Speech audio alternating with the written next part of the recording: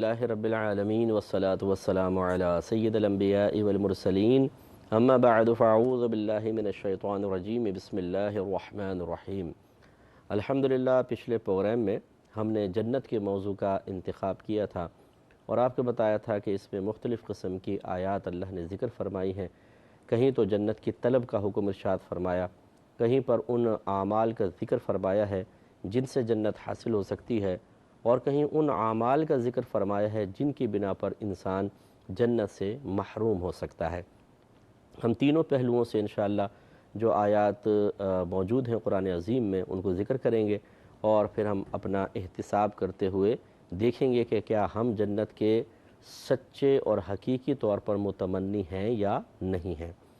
پچھلے پروگرام میں آپ کی خدمت میں ذکر کی تھی، اور اس میں اللہ تبارک و تعالیٰ نے واضح طور پہ فرمایا کہ اپنے رب کی مغفرت اور ایسی جنت کی طرف تیزی سے بڑھو، یعنی اس کے لیے جلدی جلدی کوشش کرو کہ جس جنت کے لمبائی چوڑائی زمین ساتوں آسمانوں اور زمین کے برابر ہے، یا یوں ترجمہ کر سکتے ہیں اور بالکل بجا ہے بزرگان دین نے کیا ہے کہ جس میں ساتوں آسمان اور زمین سما جائیں۔ اور اللہ تعالیٰ نے فرمایا کہ یہ جنت متقین کے لیے تیار کی گئی ہے، اعدت للمتقین۔ اس کا مطلب ہے جنت اعدت ماضی کا صیغہ ہے، یہ تیار کر دی گئی ہے اور متقین کا انتظار کر رہی ہے کہ یہ آئیں اور لطف اندوز ہوں۔ پچھلے پروگرام کے لاسٹ میں نے عرض کیا تھا کہ یہاں اللہ تعالیٰ نے ویسے تو متقین کے ساتھ جنت میں کا داخلہ بظاہر ذکر فرمایا کہ جی متقین کے لیے جنت ہے، اس کا مطلب ہے کہ متقین داخل ہوں گے، لیکن دیگر آیات کریمہ اور احادیث ہمیں بتاتی ہیں کہ غیر متقی بھی جنت میں جا سکتا ہے، لیکن وہ اللہ کے فضل و کرم پر ہوگا، موقوف ہوگا۔ کوئی گناہ کرتا کرتا مر گیا، توبہ بھی نہ کر سکا تو ہے غیر متقی، لیکن اللہ تعالیٰ کی بڑی شان ہے، اللہ تعالیٰ ہو سکتا ہے اس کو اپنے کرم سے معاف فرما دے، میدان محشر میں حساب بہت آسان لے۔ اور یہ بھی ہوگا کہ خدا نخواستہ کچھ لوگ جہنم میں جائیں گے، پھر نبی کریم صلی اللہ علیہ وسلم کی سفارش سے باہر آئیں گے، وہ جنت میں جائیں گے۔ غرض ہے کہ غیر متقی بھی جا سکتا ہے۔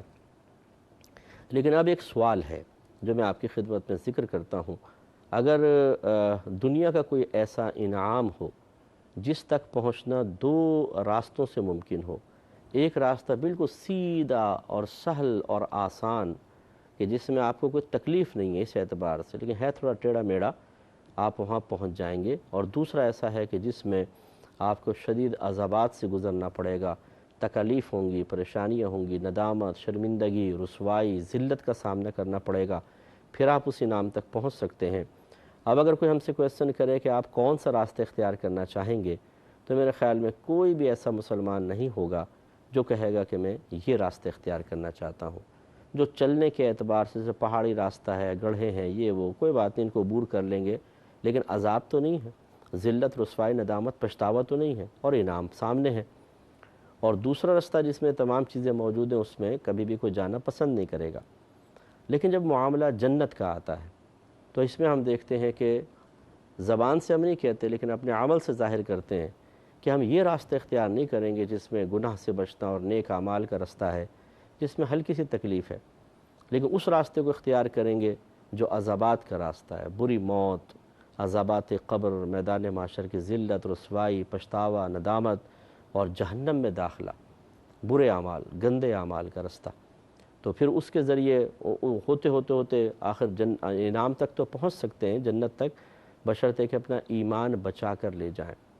لیکن یہ عجیب و غریب صورتحال ہے کہ دنیا کا نظام ہم نے کچھ اور بنایا ہوا ہے، اس کے لیے سوچ اور فکر اور دعوے اور تمنائیں کچھ اور ہیں، اور آخرت کے لیے کچھ اور ہیں۔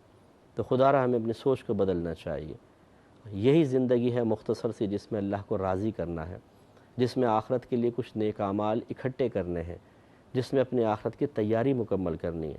موت کا جھٹکا لگا نہیں، سب ختم ہو جائے گا، پھر ہمارے پاس مہلت نہیں ہوگی۔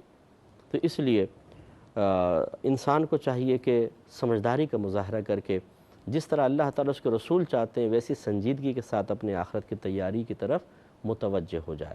لہٰذا اللہ تعالیٰ نے فرمایا اعدت للمتقین، یہ متقین کے لیے تیار کی گئی ہے۔ آگے اللہ تعالیٰ نے متقین کی چند نشانیاں بیان فرمائیں، ہلکا سا احتساب کر کے پھر انشاءاللہ اگلی آیت کی طرف چلتے ہیں۔ پہلے اللہ تعالیٰ نے فرمایا کہ الذین ينفقون فی السراء والضراء، وہ لوگ جنت میں جائیں گے کہ جو خوشی کے موقع پر بھی اور رنج میں مبتلا ہونے کے باوجود بھی اللہ تعالیٰ کی بارگاہ میں خرچ کرتے ہیں۔ اور بارہا آپ کو بتایا گیا کہ جہاں بھی اللہ تعالیٰ نے خرچ کرنے پر کوئی فضیلت ذکر فرمائی ہے، اس سے مراد رزق حلال ہے۔ اگر رزق حرام کو خرچ کرے گا وہ بالکل قبول نہیں کیا جائے گا۔ حضرت سفیان ثوری رحمۃ اللہ علیہ فرمایا کرتے تھے کہ رزق حرام سے صدقہ کرنے کی مثال بالکل ایسی ہے، یعنی صدقہ کر کے اللہ کی رضا حاصل کرنے کی مثال ایسی ہے جیسے کوئی ناپاک کپڑے کو پیشاب سے پاک کرنے کی کوشش کرے۔ اب یقینی سی بات ہے وہ پاک تو نہیں ہوگا، وہ تو اور آلودہ ہوگا۔ تو اس کا مطلب ہے کہ کوئی حرام مال سے اگر صدقہ کرتا ہے تو اللہ کی رضا حاصل نہیں ہوتی بلکہ وہ اور جہنم کے قریب ہوتا ہے۔ اس لیے پہلی بات تو کہ طیب اور حلال ہو۔ اللہ تعالیٰ مقدار کو نہیں دیکھتا، وہ چاہے آپ 1 روپیہ ہی خرچ کریں، 10 روپے خرچ کریں، اللہ تبارک و تعالیٰ قبول فرماتا ہے۔ دوسرا فی السراء والضراء، خوشی میں بھی اور غم میں بھی۔ خوشی سے مراد آپ کو بتایا تھا جب وسعت ہوتی ہے آدمی کے پاس۔ اس میں 2 طرح کے لوگ ہوتے ہیں۔ بعض ایسے ہوتے ہیں کہ جب اللہ تعالیٰ ان کو وسعت دیتا ہے تو دل میں بھی وسعت پیدا ہوتی ہے اور وہ کہتے ہیں اللہ نے بہت دیا، اگر میں دے دوں گا غریبوں کو تو مجھے کیا کمی ہوگی۔ وہ دیتا ہے اور کھلے ہاتھ سے دیتا ہے، اور یہی ایک مالدار کے لیے سعادت مندی ہے۔ یاد رکھیں، اگر وہ پیسہ روک کر رکھے گا یہ اس کو ہلاک کرے گا، اور دائیں بائیں آگے پیچھے سرکار نے فرمایا کہ مال ہلاک کرنے والا ہے، سوائے اس کے کہ انسان اس کو خوب خرچ کرے، آگے پیچھے دائیں بائیں اوپر نیچے، یعنی جس کا حق ہے اس کا حق ادا کرے، اور حق سے بڑھ کر۔ بعض اوقات غریب کو آدمی دے دیتا ہے، اس کا بظاہر کوئی حق ہم پر نہیں بن رہا ہوتا، خوب خرچ کریں۔ اور دوسرے وہ لوگ ہوتے ہیں کہ جب اللہ تعالیٰ ان کو وسعت دیتا ہے دل میں تنگی پیدا ہوتی ہے، کنجوسی بڑھتی ہے، انہیں یعنی اربوں خربوں رکھنے کے باوجود نہ معلوم کیا خوف ہوتا ہے کہ نہیں اگر ہم دیں گے تو ہماری پیسوں میں کمی آ جائے گی، تنگ دستی آ جائے گی، غریب ہو جائیں گے، تو وہ پیسہ روک کے رکھتے ہیں، صحیح مقام پر بھی خرچ نہیں کرتے۔ ہاں نمود و نمائش اگر ہوتی ہے تو اس میں کروڑوں روپے خرچ کر دیں گے، لیکن صحیح رشتہ دار غریب کو دینا، زکوٰۃ صحیح طریقے سے نکالنا، مستحق کو دینا، جب اس کی باری آتی ہے تو ان کے دل تنگ ہو جاتے ہیں اور وہ اپنے پیسے کو اپنے سے جدا نہیں کرنا چاہتے۔ تو یہ اللہ تعالیٰ جو فرما رہا ہے ان لوگوں کی شان بیان فرما رہا ہے کہ جن کو اللہ نے وسعت دی تو دل میں بھی وسعت پیدا کر دی اور خوب لوگوں پہ خرچ کرتے ہیں، وہ جنت میں ہوں گے۔ دوسرا حالت تنگ دستی میں، یہ بھی 2 طرح کے لوگ ہوتے ہیں۔ جو تنگ دست ہوتا ہے وہ کہتا ہے یار میں تو خود تنگ دست ہوں، میں کیا اللہ کے راہ میں دوں، تو وہ بالکل نہیں دیتا۔ اور بعض تنگ دست ایسے ہوتے ہیں جنہوں نے قرآن سنا ہوتا ہے، حدیث سنی ہوتی ہے، جیسے قرآن ہے، اور حدیث میں نبی کریم صلی اللہ علیہ وسلم نے ارشاد فرمایا کہ خدا کی قسم صدقے سے تمہارا مال کم نہیں ہوتا، یعنی اللہ تعالیٰ اس میں برکت عطا فرماتا ہے اور وسعت دے دیتا ہے۔ آپ 10 روپے خرچ کریں گے اللہ تعالیٰ آپ کو 100 عطا فرمائے گا، آپ 1 لاکھ خرچ کریں گے آپ کو کئی لاکھ اللہ تعالیٰ اور عطا فرما دے گا۔ وہ لوگ پھر تنگ دستی میں بھی خرچ کرتے ہیں، اور کمال یہ ہے وسعت میں تو ہر ایک خرچ کر لیتا ہے، تنگ دستی میں انسان خرچ کرے تو پھر بات ہے۔ تو یہ تو ایک تو خرچ کرنے کی عادت ہمیں ڈالنی چاہیے۔ میں اکثر مشورہ دیتا ہوں کہ اپنی تنخواہوں کا 1% یا 0.5% حصہ بہت ہی مختصر آپ نکال لیں کہ بھئی یہ ہمیشہ میں جیسی سیلری ملے گی میں اس کو اللہ کی راہ میں دوں گا۔ اللہ کی راہ میں دینے کا سب سے بیسٹ جو وے ہے وہ اپنے قریبی غریب رشتہ دار انہیں دیں۔ اپنے گھر پہ جو آپ خرچ کرتے ہیں یاد رکھیں یہ بھی صدقے کا ثواب رکھتا ہے اور سب سے افضل صدقہ ہے، تو یہ بھی آپ کر سکتے ہیں کہ اپنے گھر والوں کو وسعت دیں۔ پھر اس کے بعد غریب رشتہ داروں کو دیکھیں، غریب محلے والے ہیں ان کو دیں، تو اس طریقے سے کبھی آپ غریب رشتہ دار کو دے دیا، کبھی اور کسی اور کو دے دیا، مسجد میں بھی آپ دے سکتے ہیں۔ لیکن یہ ہے کہ غریب جو ہے اس کی غربت کو دور کرنے کی کوشش کرنا بہت ہی اچھا ہے، تو اس طریقے سے ہمیں کوشش کرنی چاہیے کہ اپنے جو آمدنی ہے اس کا ایک حصہ اللہ کے لیے رکھیں، پھر آپ دیکھیں برکت کتنی ہوتی ہے، اللہ تعالیٰ سے کتنا پیارا بدلہ عطا فرماتا ہے۔ ہم سمجھتے ہیں کہ جی ہم صدقہ کریں گے تو پرائز بانڈ نکل آئے گا، یہ اللہ کی رحمت ظاہر ہونی چاہیے، یہ ضروری نہیں ہے۔ اللہ تعالیٰ کبھی ایسا ہوتا ہے آپ صدقہ کریں گے اللہ تعالیٰ پورے گھر کو بیماری سے محفوظ کر دے گا، ناگہانی آفت سے محفوظ کر دے گا، کئی مہینے گزر جائیں گے اللہ کے فضل و کرم سے کسی کا ایکسیڈنٹ نہیں ہوگا۔ یہ مہلک بیماری چل رہی ہوں گی، جو وائرسز بعض اوقات چل رہے ہوتے ہیں، لیکن آپ کا گھر اس سے محفوظ رہے گا، یہ صدقے کی برکت ہوتی ہے۔ تو اس لیے اس طریقے سے بھی اللہ تعالیٰ اپنا انعام ظاہر کرتا ہے۔ دوسرا فرمایا کہ والکاظمین الغیظ، اور وہ لوگ جو اپنا غصہ پیتے ہیں۔ غصہ بھی ایک قلبی کیفیت کا نام ہوتا ہے۔ جب کوئی ناپسندیدہ چیز نفس محسوس کرتا ہے تو دل میں نفرت پیدا ہوتی ہے، جوش پیدا ہوتا ہے، اسی کا نام غصہ ہوتا ہے۔ اب اگر یہ دو طرح کا ہوتا ہے، ایک ذات کی خاطر ہوتا ہے، اس کو نفسانی غصہ کہتے ہیں، ایک اللہ کے لیے ہوتا ہے، اس کو اللہ کی رضا کی خاطر غصے میں آنا کہتے ہیں۔ نفسانی غصہ جیسے کسی نے تھوک دیا، پان تھوک دیا، پاؤں پہ پاؤں رکھ دیا، کسی نے ہمیں گالی دے دی، برا بھلا کہہ دیا، بیوی نے نمک تیز ڈال دیا، بچے کہنا نہیں مان رہے ہیں اور وہ حق پر ہیں، مثلا بعض اوقات بچے جائز ہوتے ہیں، باپ کو غصہ آ جاتا ہے میرا کہنا کیوں نہیں مان رہے، چاہے میں ناجائز کہہ رہا ہوں۔ یہ جو غصے ہیں یہ نفسانی غصے ہیں، یہ حرام ہوتے ہیں، انہی کو پینے کا حکم ہے۔ غصہ پینے کا مطلب یہ ہوتا ہے کہ انسان کسی بھی طریقے سے غصے کو ظاہر نہ ہونے دے، نہ اپنی آنکھوں سے، نہ اپنے ہاتھوں کے ذریعے، نہ زبان کے ذریعے، اپنے آپ کو روک لینا۔ کیونکہ جب غصہ آتا ہے کبھی گھور کے دیکھتے ہیں، کبھی تھپڑ مارتے ہیں، زبان سے گالیاں بکتے ہیں، لاتوں سے مارتے ہیں۔ آدمی ان تمام چیزوں کو روک لے، حتیٰ کہ اپنے دل کو بھی شکوہ شکایت اور برا کہنے سے روک لے، یہ ہے کمپلیٹلی غصہ پینا۔ اور یہ آسان کام نہیں ہے، اور جو کام نفس پہ جتنا مشکل ہوتا ہے اللہ نے اس کا انعام اتنا ہی بڑا رکھا ہوتا ہے، اس لیے اس کے لیے جنت ہے۔ اور میرے آقا صلی اللہ علیہ وسلم ارشاد فرماتے ہیں کہ جو باوجود اظہار قدرت کے اپنے غصے کو ظاہر کرنے پر قادر ہونے کے اپنے غصے کو پی جائے تو اللہ تبارک و تعالیٰ کل بروز قیامت اسے تمام مخلوق کے سامنے بلائے گا اور ارشاد فرمائے گا تو جنت میں جا اور جو حور تجھے پسند آئے وہ لے لے۔ کتنی بڑی عزت کی بات ہوگی، آپ اندازہ کریں۔ آج ہمیں غصہ برداشت کرنا مشکل ہوتا ہے، ہم کہتے ہیں کہ نہیں بھائی جب تک میں کچھ سنا نہیں دوں مجھے تو سکون نہیں پڑتا۔ بعض کہتے ہیں میرے دماغ کی رگ پھٹ جائے گی اگر میں خاموش رہا تو۔ یہ ہم نے خود اپنی کیفیت بنائی ہوتی ہے۔ آپ ان باتوں کو سنیں اور جب غصہ آنے لگے تو بس کہیں کہ نہیں میں غصہ نہیں کروں گا، اللہ تعالیٰ میرے غصے کو دور کر۔ آہستہ آہستہ آپ ٹھنڈے ہو جائیں گے، پھر رگیں پھٹنا بند ہو جائیں گی۔ یعنی وہ ہم خود اس کو کیفیت کو بڑھاتے ہیں اور اپنے آپ کو مجبور، بے بس اور لاچار محسوس کرنے لگ جاتے ہیں۔ یہ نفسیاتی معاملات ہوتے ہیں۔ اپنے کیفیات پر غالب آنا سیکھیں تو آپ جب اپنی سوچ کو بدلیں گے پھر انشاءاللہ آپ کا جسم نارمل رہے گا۔ تو ایک تو یہ ہوتا ہے، اور دوسرا جو حق غصہ ہوتا ہے جو اللہ کی رضا کی خاطر ہے وہ یہاں مراد نہیں ہے۔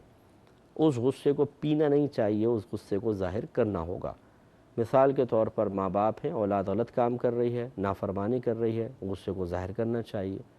اب اس کی لیمٹس ہوتی ہیں۔ اب ایک ہے غصہ ڈنڈا ماریں، آپ تھپڑ ماریں، گالیاں بکیں، میں اس کی ترغیب نہیں دے رہا ہوں، لیکن یہ ضرور ہے کہ اظہار غضب ہونا چاہیے، لہجہ سخت ہو، ڈانٹا جائے بچوں کو، ان سے ناراض ہو کے بات چیت چھوڑ دی جائے۔